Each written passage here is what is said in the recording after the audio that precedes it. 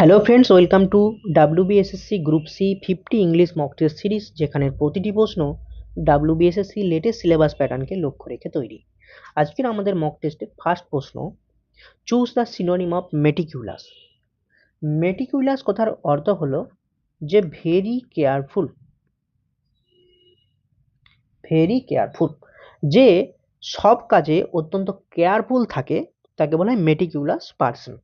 Okay, option A হচ্ছে careless, মানে যে কেয়ারফুল নয়। তাহলে মেটিকিউলাসের অ্যান্টোনিম হয়ে গেল কেয়ারলেস, বাট এখানে বলেছে সমার্থক শব্দ বা synonym. Option C lazy, lazy মানে হচ্ছে যিনি অলস, এবং অপশন ডি সিম্পল মানে সহজ। আর অপশন বি থোরো হবে এখানে সঠিক অ্যান্সার, যার অর্থ হচ্ছে মেটিকিউলাস বা ভেরি কেয়ারফুল। ওকে, নেক্সট প্রশ্ন, চুজ দ্য অ্যান্টোনিম অফ ডিমিনিস। ডিমিনিস কথার অর্থ হলো কোনো কিছুকে কমিয়ে দেওয়া, মানে রিডিউস করা, বা সেটাকে ক্ষুদ্র, অত্যন্ত ক্ষুদ্রকে বলা হয় ডিমিনিস। অপশন এ রিডিউস বা কমানো, সেটা ডিমিনিসের সিনোনিম হয়ে গেল। অপশন বি ডিক্রিজ, এটাও কমানো, এটাও ডিমিনিসের সিনোনিম হয়ে গেল। বাট অপশন সি হচ্ছে এক্সপান্ড, মানে হচ্ছে বাড়ানো। তাহলে ডিমিনিসের অ্যান্টোনিম হলো এক্সপান্ড, অপশন সি। দেখো অপশন ডি শর্টেন, এটাও ছোট, মানে কমানো, মানে ডিমিনিসেরই সিনোনিম ছিল অপশন এ, অপশন বি এবং অপশন ডি। তাই উত্তর হবে এখানে অপশন সি এক্সপান্ড। নেক্সট হচ্ছে error correction, each of the players were given a medal. আমরা জানি যে সমস্ত sentence each, every, any, all, none, neither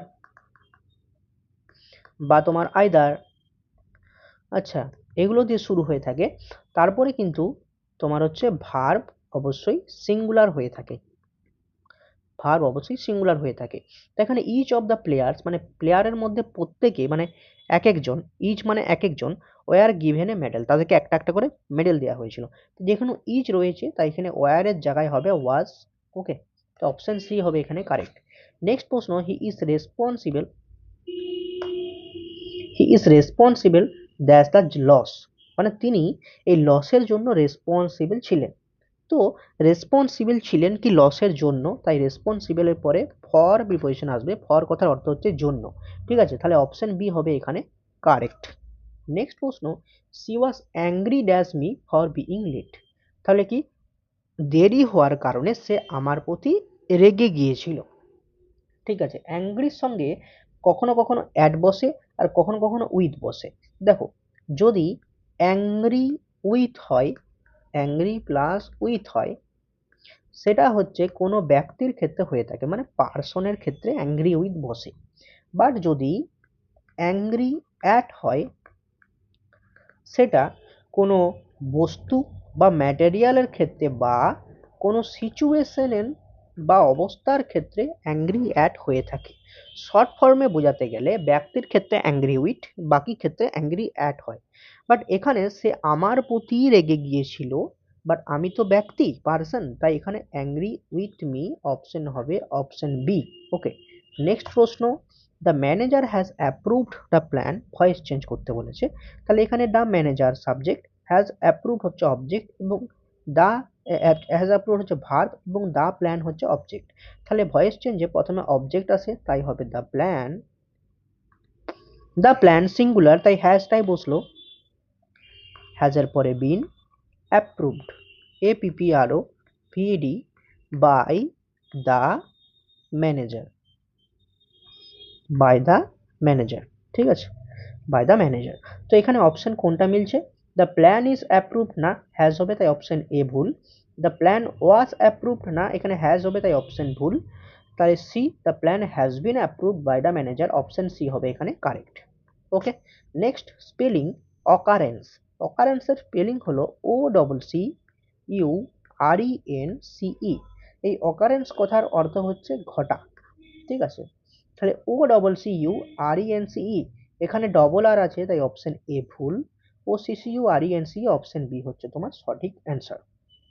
ওকে, নেক্সট প্রশ্ন দেখো, সেন্টেন্স স্ট্রাকচার থেকে বলেছে, seldom I have seen a beautiful place. এটা করার আগে একটা কনসেপ্ট বুঝতে হবে। দেখো, কিছু অ্যাডভার্ব থাকে যাকে আমরা বলে থাকি নেগেটিভ অ্যাডভার্বস, নেগেটিভ অ্যাডভার্ব। যদি আমি অ্যাজ ফর এক্সাম্পল দিয়ে থাকি, সেটা হচ্ছে সেলডম। সেলডম মানে হচ্ছে কদাচিৎ, কদাচিৎ মানে যেটা রেগুলারলি নয়, মানে নাবাচক, সেটা নেগেটিভ হয়ে থাকে। যেমন হচ্ছে রেয়ারলি, রেয়ারলি নেগেটিভ শব্দ। তারপর হচ্ছে হার্ডলি, হুম, এগুলোকে বলা হয় নেগেটিভ অ্যাডভার্বস। এই সমস্ত নেগেটিভ অ্যাডভার্বসের ক্ষেত্রে ইনভার্সন হয়।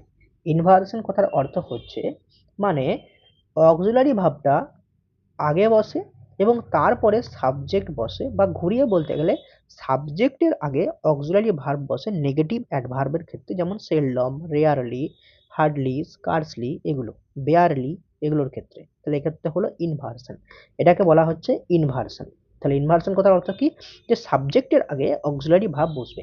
তাহলে এই ক্ষেত্রে উত্তর কি হবে, না এখানে উত্তর হবে অপশন বি। দেখো, সেলডম হ্যাভ আই সিন মানে আই হ্যাভ সিন নয়, তাই এখানে আই সাবজেক্টের আগে কিন্তু অক্সিলারি ভার্ব হ্যাভটা বসে গেছে, তাই এটা হবে সঠিক অ্যান্সার। ওকে, তো নেক্সট দেখো 9 নম্বরে সেন্টেন্স স্ট্রাকচারে কোথায় ভুল রয়েছে। He denied to take the money, he denied taking the money, he denied take the money, he denied took the money. এর কনসেপ্টটা বুঝো।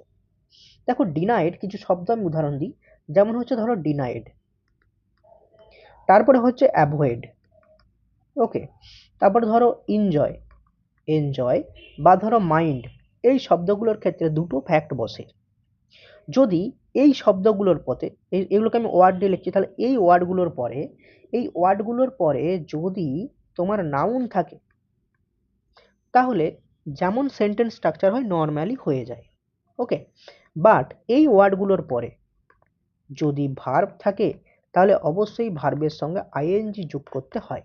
ওকে, এরপরে দেখো এখানে হি ডিনাইড, তারপরে হচ্ছে টেক, এই টেক কিন্তু নেওয়া বা যেটা ভার্ব, তার জন্য ডিনাইডের পরে টু হবে না, এখানে ডাইরেক্ট টেকিং হবে, মানে এখানে অপশন বি হবে, হি ডিনাইড টেকিং দ্য মানি। ওকে, 10 নম্বর বা লাস্ট প্রশ্ন, সেটা হচ্ছে ভোকাবস থেকে ছিল লুসিড। লুসিড কথার অর্থ হচ্ছে যে জিনিসটা ক্লিয়ার বা পরিষ্কার, স্বচ্ছ, ঠিক আছে।